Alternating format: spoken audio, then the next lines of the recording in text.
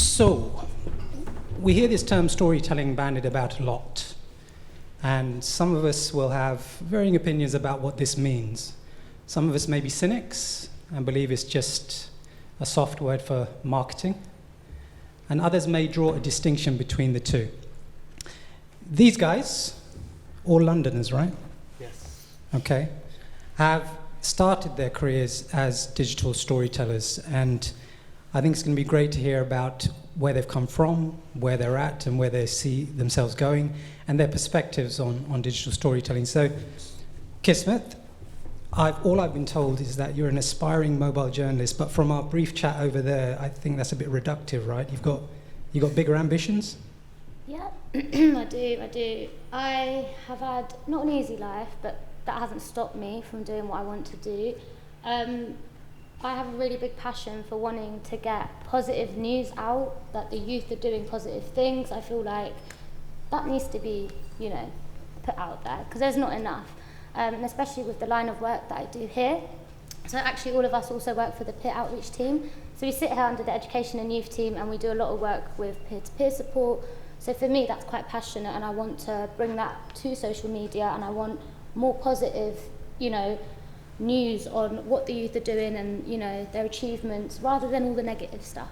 So just give us an idea as to what you do in terms of digital storytelling and what platforms you use and how you express yourself.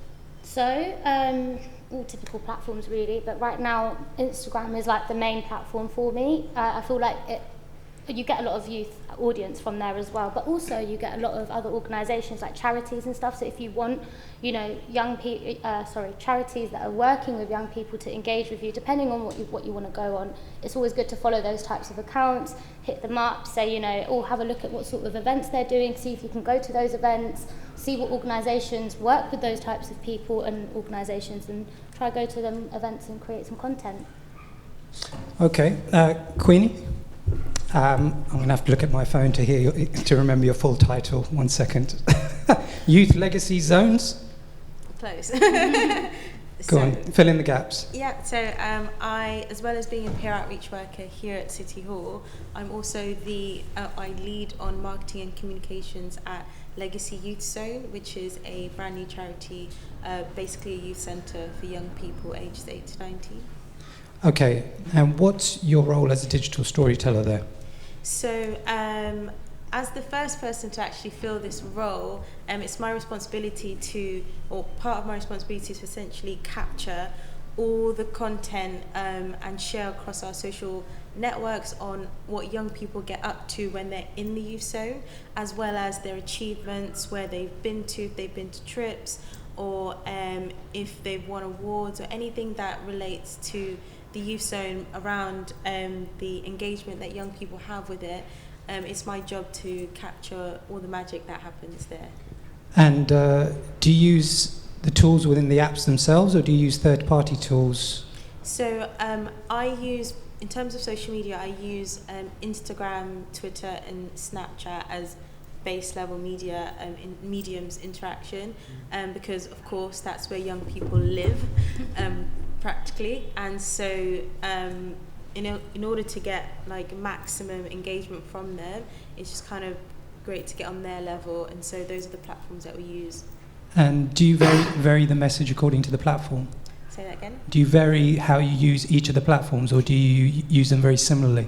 So they vary. So because, as we all know in this room, each platform has a sort of different target audience, where you have Twitter kind of targets the older generation, and for the young people that we work with specifically between the ages of that use social media from 13 upwards, Instagram and Snapchat, and so that's where you kind of get the fun kind of content, the raw side of things, where it's kind of unedited, like uncut kind of stuff. But when you go to Twitter or Facebook, when you're kind of showing, for example, highlights of an event that occurred or a session that's happened where they've come in, you've already got photos that you've taken, edited, videos that you've edited as well, where it's more like, okay, we're now telling the story of what has happened, as opposed to when you use the tools such as Instagram stories or Snapchat, which is similar, where you're kind of doing it on the go.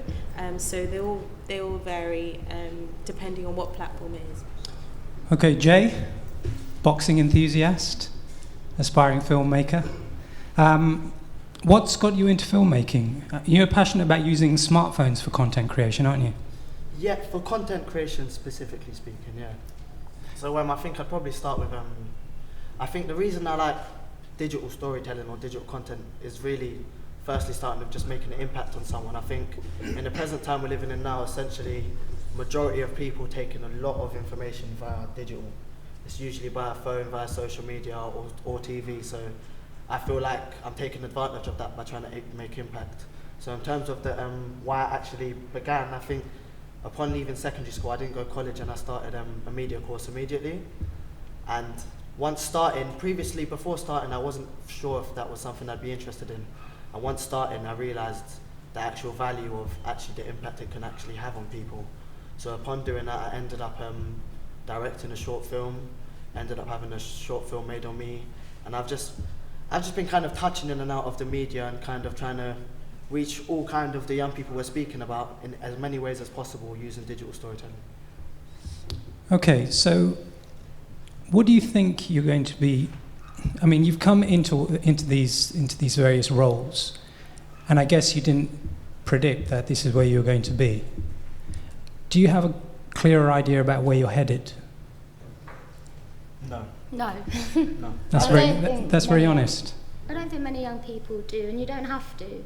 We're in like a great city with so many opportunities, and I think it's important as young people to take as many opportunities as you can. And if you want to try out digital storytelling, it's not hard. It's pretty much free if you have an iPhone, which a lot of us already do. Just find your niche, find what you're passionate about, and start posting about it, not hitting mics. But yeah, I think you guys want to add to that? Yeah, no, absolutely. Like you basically said it in the sense that for me personally, I'm quite excited at the level that I am now, knowing that there's so many opportunities within this industry that you can tap into, especially like you said, kids, with the idea that all you need is a smartphone. And like at work, for example, at Legacy, I walk around just with my smartphone and people kind of assume, oh, you need a huge camera, you need all these machines to capture content, but actually it's just as simple as, and you don't have to be specifically skilled. And sort of how I've got myself to this position today is kind of grasping opportunities and getting involved in amazing projects that kind of lead you down this path. I don't have a degree in marketing, but I know that with all the experience I've had in the past, it's led me to this position. So the future is bright, let's just say that, and be positive. But there are so many opportunities, I feel. Yeah, I think for me, I think it's just important for me to know what my intention is really. I'm not really worried about where I'm going to be in 10 years or what exactly I'm going to be doing, but I'm aware of what my intentions are and what I want to be doing. So what I want to be doing is making an impact, and I'm going to be doing that via digital storytelling, youth work, and the other things I do. What is the difference between using these platforms and using digital storytelling on a personal and a professional level, or is there a difference? I think there definitely is. Yeah, I think for personally, it's quite nice to have your own profile and portfolio online. It's not going to go anywhere. You can't lose it. You can just log in and it's there. For professional, it's really good for people to see what you do as well. Yeah. I think it allows more creativity. Yeah. When you're using your own device, something you're already comfortable with, and something that hasn't been being used at this level for such a long period of time, in a way you could actually say it's been neglected as well, because it's picking up pace so much in that way. And you could say maybe in the camera sense, people start to use it less maybe, and people can get more creative with it. It's a lot more mobile. You can use it a lot more mobile. You can move anywhere you want to it. So I think there's multiple benefits to it, and I think eventually, that's what a lot of people, and probably the camera world, are probably worried about, that eventually that phones will take over. Not only that, you can also you can share it around the world. So it's, you're not fixated on one audience as such. You could create something for young people but have an older person watch it because it's just gone past their screen, and they might actually take interest to it, and you never know what would happen. So your audience grows a lot larger as well, and I think that's quite powerful. And how do you guys improve as storytellers? Rob helps me What was the question? How do you improve? improve. Improve what? Yeah, Storytelling? or- storytelling. Storytelling. Your I- ability to connect with your audience and to empathize with them. Continue experimenting, continue capturing content, continue. Workshops. So putting you your- experiment on the platforms to see what works, Yes. Yes. and then continue to push. Yeah. It's just about understanding people. All these experimenting and doing these things over and over again is just about trying to gain the understanding of people and what makes people engage, what makes people participate, Follow what other makes someone accounts. really listen to you and really feel the passion you're trying to put across. And I think it's about kind of mastering that as you go along with it. And also sort of measuring like engagement. So for example, if you're using a particular platform such as Instagram, which it comes in handy when you have things like insights, where you can see the kind of engagement out and reach that you get. And so if you've sort of Yes, you How- do that by getting business.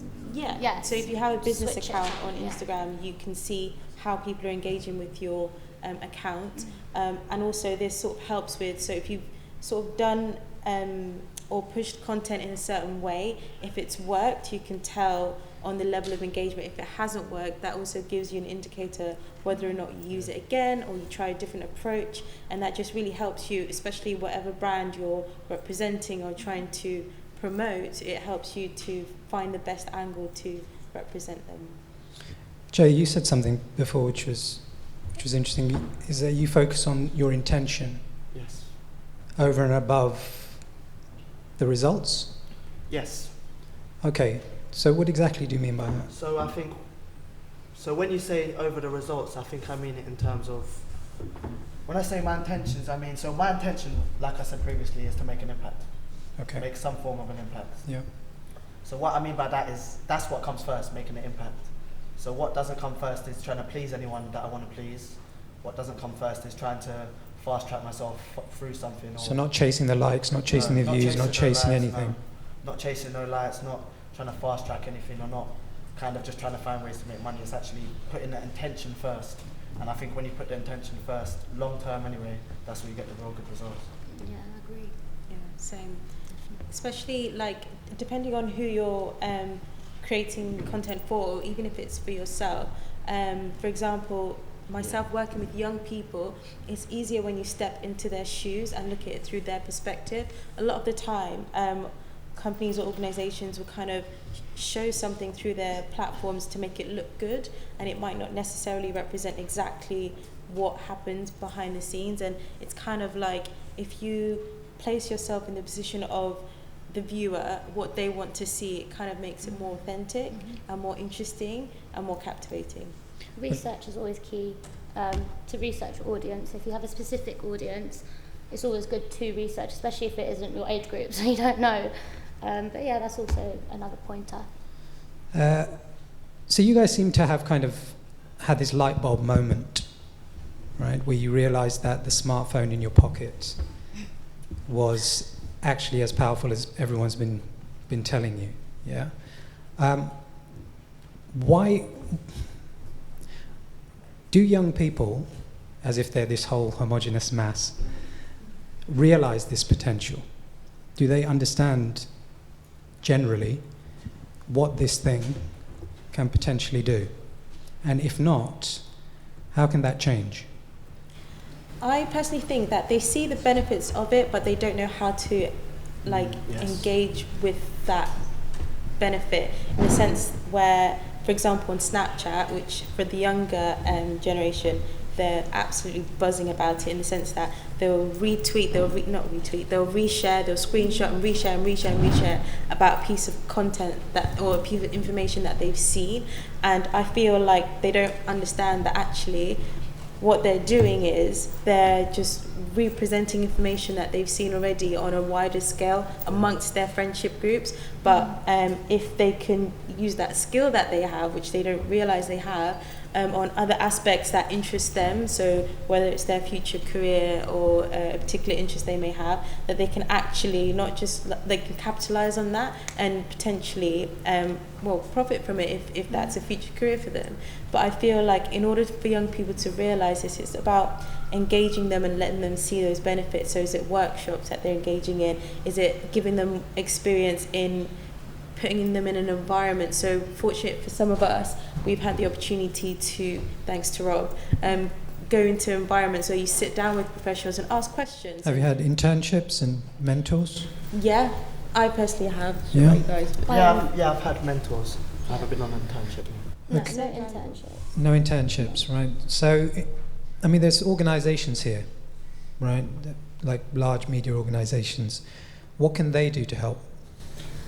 I think they should open up more courses, free courses, because young people are broke. So more free courses. And to add to that, in addition to that, if they are going to offer the free courses, make sure they're getting in contact with us to find young people as well. Yeah, because we obviously have Yeah. a very big network. We have around 600 to 800. Our manager's back there, Bex.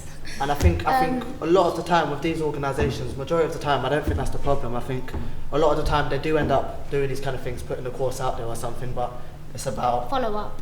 not just a follow-up, but just like going back to the intentions really, how badly do they really want to get kids in? Do So, they really reading want- between the lines, you're saying that sometimes it's a bit half-hearted, the effort. Yes. Sometimes it's tokenistic, but if they, if there's big organisations out there with the sources to train young people, and they've probably got the money because they're quite a big organisation, it would be really great to get young people who would never see themselves in that space, learning how things work and learning the different avenues of digital storytelling and what can actually come from it. So you've got a platform now. You've been storytelling about a particular thing. What's next, and where can you go, and where can you take that? And I think that's like a bit what Jay was saying. Not just like leaving it there. Where else can you go with it? So like maybe longer term mentorships. I don't know. Okay. All right. We can open the floor to some questions. Come on, guys, don't embarrass me. Yes. Hi, my name's Camilla Bike and I run Podium.me, which is a podcast platform, sort of digital storytelling for 15 to 25-year-olds. What's your view of smartphones in schools? Do you think that's a positive thing? Or, I mean, you can't have left school that long ago. Was it a positive thing for you? No. No. No. You don't have the best phone, you don't have this, you don't have that. And my personal opinion is when you're in school, don't use your phone, concentrate on your education because that's key. Obviously you've got time to go on your phone where you've got break time and stuff and you can do whatever you want, but I think in general school time isn't phone time. That's not content creating time. Content creating is more your own time. So I don't know if you guys want to add to that. Yeah, I think for me, it just doesn't fit with the structure of school and how school generally works, the education system in this country and everything. I don't think there would be much benefit to it because I have actually been through that where that's actually happened in my school. So in my secondary school, there was a class where we was allowed to use our phones in our English, and we didn't benefit from it because majority of the kids wasn't actually studying or doing English. And I think that would be the only problem. It wouldn't necessarily be the phone, but the amount of different things the young people would have access to on their phones, and whether they're going to decide to really pick their work over the hundreds of things they could do on their phone. I guess to flip that in a more positive sort of side, I think given how young people use their phones, it'll be quite interesting to see how they'd react moving forward if they actually learnt how they can use their phones to create positive content or to use it to their advantage for the future. That's kind of what I'm getting at, Yeah. the So if idea they had that a it's specific negative, module, but could yeah. it be a positive? Yeah. And I know Yeah. some schools have a strong anti-phone policy and others strongly promote them and say this is a tool we can use in the classroom. So I just wanted to know from your perspective, where you fell on that and how you think people can be educated to use them positively. Well, I think if they was studying media, I would say it would have to be precautionary, so there would have to be a lot of rules put in place. But you would definitely benefit if they was studying something like media or some kind of creative. I get what you mean now, as in, if you're in English and they want to do a poll and it would be nice to get your phone out and do it via that way. I don't see the negative in that, but it would have to be a lot more like, now you can get your phone out, Monitored. as opposed to, Monitored, yeah. So it's a bit more monitored so then they can concentrate. Because I remember I used to be on my phone even when I wasn't allowed to be. So it kind of does vary, but Queen is right, and I do understand that aspect, and I think it would be positive because it's interactive and it's something that they're used to as well. Yeah. Okay. Let's chat down here. Hi, I come from Middlesex University. I don't have any employment or anything. Actually, I'm in debt, a lot of money. About Me 50,000. neither. 50,000 plus. And what I was going to ask is, you sound very driven, the three of you, and very ambitious. And what I want to know is, what is it specifically about digital storytelling? Because when I hear that word, it feels like just a massive word that can encapsulate so many other little words, which is why I'm finding it hard to sort of form coherent thoughts, because digital storytelling could be a film, could be visually, it could be a game, it could be anything. It's precisely what you want to make it. So what I was wondering is, what's so good about digital storytelling? What does that have as opposed to painting, as opposed to writing? What is there that's not present in those fields? I feel like you're right. Digital storytelling is such a big word. I don't even use it myself. I kind of break it down and I sort of say content creation, or just I want to put stuff online. I just put it that blatantly. But basically, I just feel digital storytelling is more or less, in our day-to-day, we are always telling stories. Like, we talk, humans talk a lot. There's a figure which I do not know off my head of how many words we say per hour, but it's kind of like, what if you could use that and share it online in a positive way for other people to enjoy? Because we engage so much through, especially now that technology is developing, evolving, expanding, digital storytelling enables us to create a community, a wider community, global community, where we're putting things out there in the world. Unfortunately, for said platforms, you know, there's a lot of negativity out there which doesn't enable,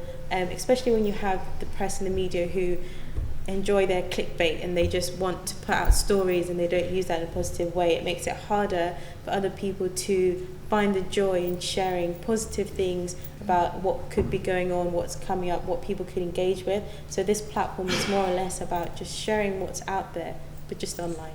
I think, yeah, just to add to what you said as well, I think one of the most important things of digital storytelling is access and audience. So everyone has access to perform in some form of digital storytelling, everyone. And everyone can get a massive audience if they do it properly. They can reach anyone anyway. So that, for me, it's just access and audience for me. You know how you said, oh, you know, you could do painting, you could do this, you could do that. All three of us post about different things. So you could be a painter and then to tell a story online about it, how you do it and how you create it, what paint you use, and that will create a platform for you. So it's anything. You could, literally, the internet is your oyster. I think we've changed from a world that you had to, if you wanted to promote something of yourself or kind of get yourself out there, you might have to get a little chance on TV or get yourself on a little show or something, but we don't live in that world anymore, and I think that's something everyone should take advantage of. And we do need to understand there's risks to it. Sadly, you know, certain things have happened on social media, so that is something that needs to be addressed. Obviously, maybe not in this conversation, but it's something that you should personally also always keep in mind about social media and mental health, because they do go interlinked. And sometimes if you're not feeling good, maybe step back a little bit and take some time, then you can go back on again. So always look at the other aspects of it. Okay, that brings us to the end of the panel. If you could put your hands together for our panelists.